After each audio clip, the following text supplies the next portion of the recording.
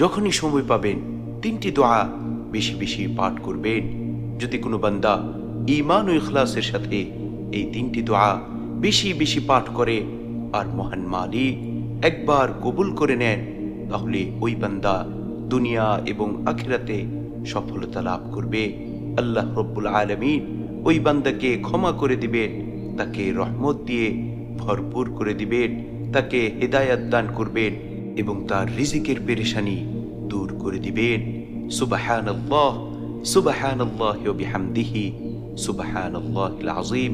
সেই তিনটি দোয়ার মধ্যে প্রথম দোয়াটি হচ্ছে আল্লাহুম্মা গফিরলি ওয়ারহামনি ওয়াহদিনি ওয়াআফিনি ওয়ারযুকনি। দোয়াটি আবারও বলছি, আল্লাহুম্মা গফিরলি ওয়ারহামনি ওয়াহদিনি ওয়াআফিনি ওয়ারযুকনি। ওগো আল্লাহ, আপনি আমাকে ক্ষমা করে দিন। মালিক রে, আপনি আমার উপর দয়া করুন।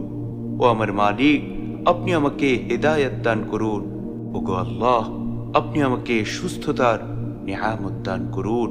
মালিক রে, আপনি আমাকে রিজিক দান করুন। দ্বিতীয় দোয়াটি হচ্ছে, যখনই আপনি নামাজ শেষ করবেন সাথে সাথে এই দোয়া পাঠ করবেন। পাশাপাশি যখনই অবসর থাকবেন, যখনই সময় পাবেন বেশি বেশি এই দোয়া পাঠ করবেন। আল্লাহুম্মা আইন্নি আলা যিকরিকা ওয়া শুকরিকা ওয়া হুসনি ইবাদাতিক। দোয়াটি আবারও বলছি, আল্লাহুম্মা আইন্নি আলা যিকরিকা ওয়া শুকরিকা ওয়া হুসনি ইবাদাতিক। হে আল্লাহ, আমাকে আপনি আপনার জিকির করতে, আপনার শুকরিয়া আদায় করতে এবং আপনার উত্তমভাবে ইবাদত করতে সাহায্য করুন।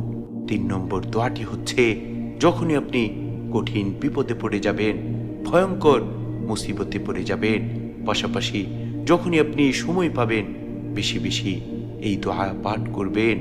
ইয়া হাইয়্যু ইয়া কাইয়্যুম বিরহমাতিকা আস্তাগীর, ইয়া হাইয়্যু ইয়া কাইয়্যুম বিরহমাতিকা আস্তাগীর।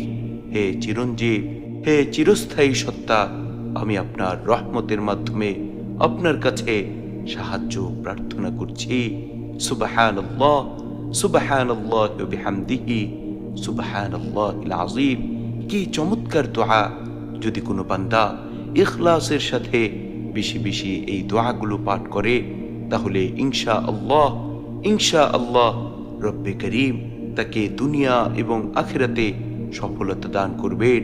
শুধু তাই নয়, বিপদে আপদে তাকে হেফাজত করবেন।